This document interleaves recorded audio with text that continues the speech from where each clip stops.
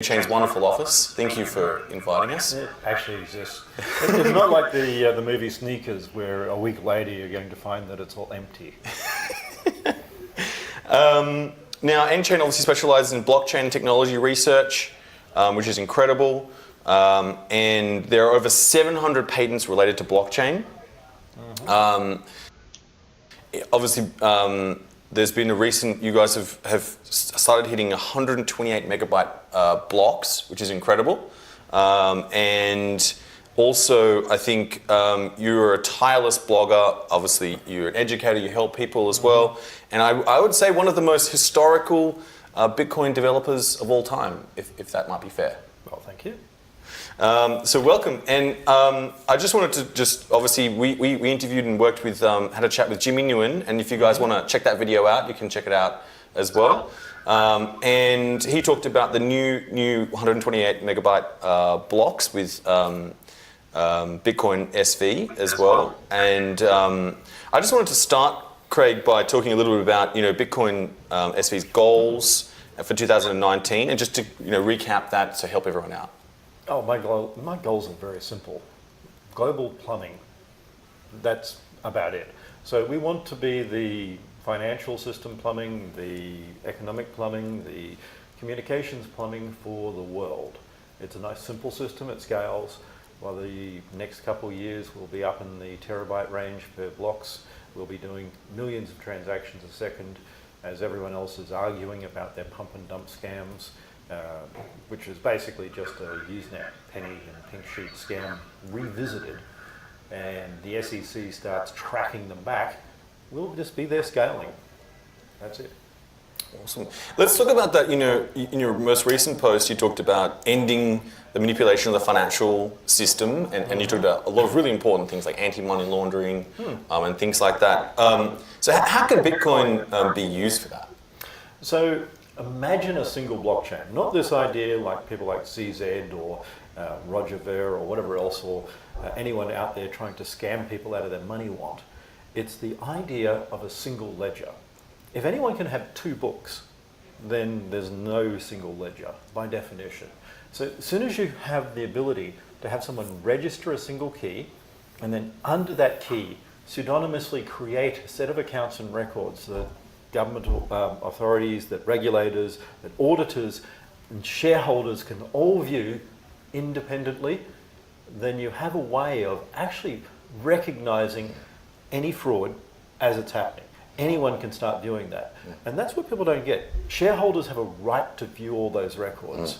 So imagine if Bernie Madoff couldn't have multiple sets of records.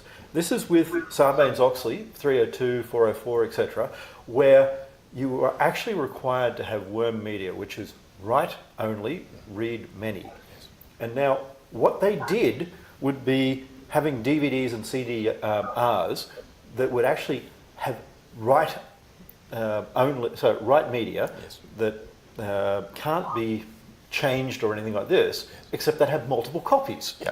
So you have your version to give to the auditors, and your version to give to this shareholder, and your version to give to that shareholder, this investor, to the SEC, and everyone had their own copies. But every month you make sure that the figures tally to the same amount by using foreign companies and things like this. And that's what we're seeing now with exchanges, shouldn't call them exchanges, bucket shops. Bucket shops is a term that goes back a long way for these backroom gambling houses, because that's all they are. They're not regulated. They're not actually selling and buying Bitcoin or cryptocurrency or whatever token. Bucket shops. Now, people think this is new, that tokens are new. In law, there's a term called dematerialization. This has been around, I think India and Pakistan are the last to really fully do that, which was only last year. But in America and the UK, between the 60s and the 70s, all these paper records, all the shares, all the bonds and everything like that were put onto tokenized databases.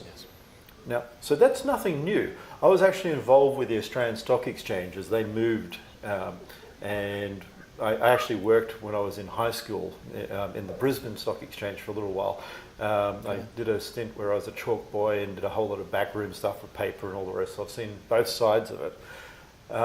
Now, the interesting thing that people don't realize is with dematerialization, you're tokenizing shares anyway. So this is nothing new.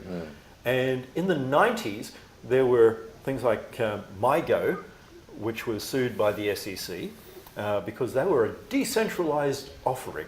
Basically, a group of web developers around the world got together and said, we aren't going to form a company, we're decentralized. And the SEC basically pulled them over the coals and said, we don't care, you're still people. And they took them to task. And there was Web IPO and Free IPO and freestock.com and all these other things in the 90s. And people would sign up and even get shares just by giving their username. And you had penny share scams and dumps and all the rest. And like we're seeing right now with CZ and others, you saw a pump of Bitcoin BSV just before the delisting. That's called illegal market manipulation. And they think because they're not registered, they can get away with it because they can move around the world. One thing I've mentioned is things like Liberty Reserve. Everyone goes, it's centralized. No, the people were centralized. Like CZ is a person, he's centralized. So Arthur Badowski at Liberty Reserve was the centralized entity. There's no such thing as a DEX, as a decentralized exchange. That's a fraud and a con to try and get stupid people to give you money. They don't exist. Exchanges require regulations and liquidity to work. Bitcoin does not democratize finance.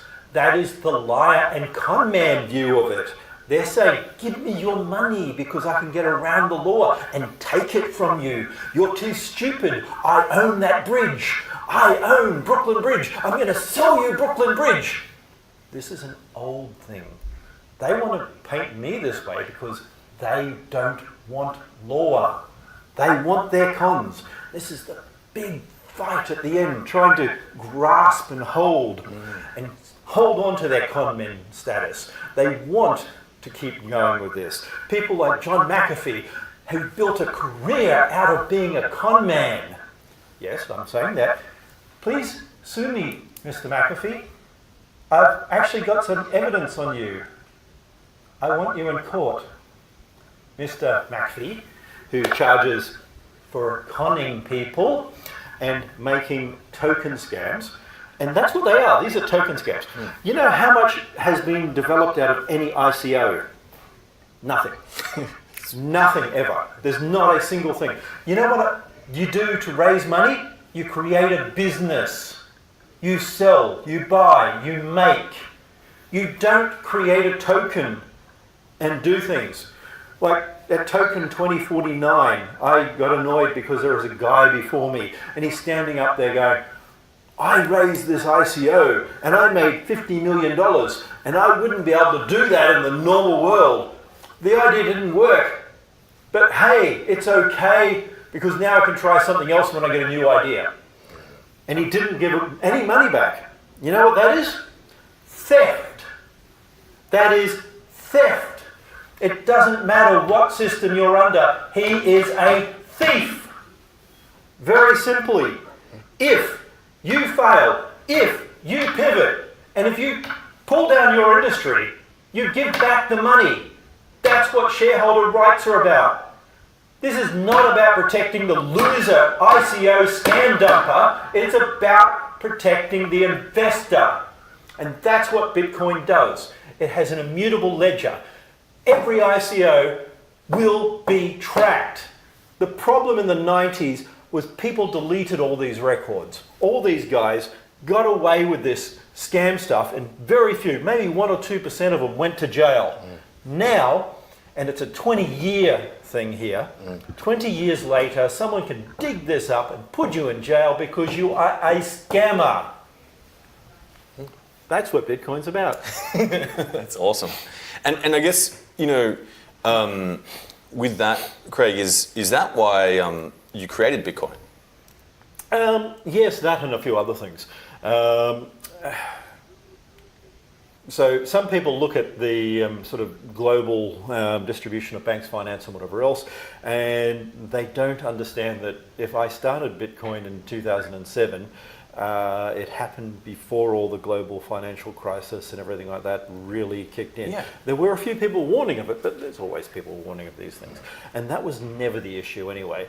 What was happening in 2007 is the RBN, the Russian Business Network, a bunch of FSB sponsored state hackers who ran spam and everything like that, helped things like RX Limited and other scammers around the world, were taken apart because of SWIFT. And then the Russian government and others were looking at ways of using the SWIFT network and bypassing it and building their own so that they could get outside of all those money laundering controls, so that they could sink money into Iran to piss the Americans off, so that others could do these sort of things. So really there's a lot of all this problem there about the banking system being used for nefarious reasons. All of that goes away when you have an immutable evidence trail, when you can follow things, where you can pull people up and they can't hide it. Yes. Of course, with Zcash and Monero, that's what people are really trying to make anonymous. They want to make something that helps governments get money in and out of Iran, helps money to go into places like North Korea, helps people like Kim Jong-il get money out and hide it, helps leaders of African nations who maybe earn $40,000 as a general every year and yet have $3 million bank accounts. And if you look up those particular amounts, you'll find that's a particular leader in Africa. I mean, if you came from nothing and you've got $40,000 a year salary, and suddenly when you become leader, you start spending $3 million a year. Something's interesting. Something's a bit funky.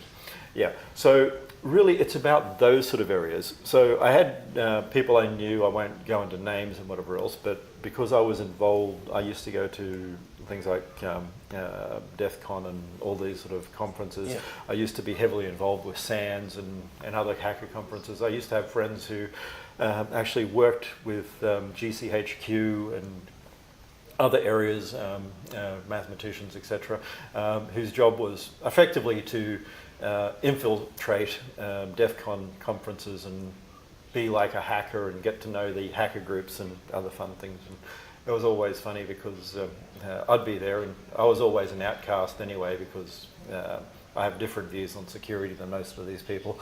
But it was funny looking at this, and understanding global geopolitics really comes down to banking and movement of goods, finance and all the rest.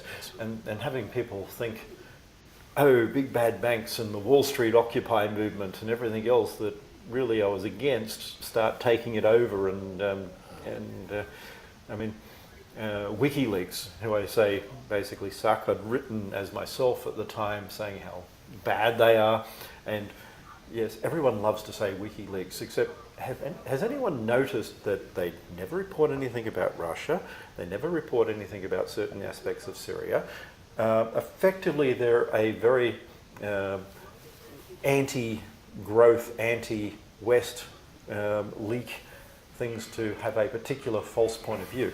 And what people don't get is if you have too much information, it becomes data rather than information. So they bury things in releasing truth, but in a way that allows you to lie with the truth. Because if you get part of the story and you dig parts out and you only release certain things, you create lies.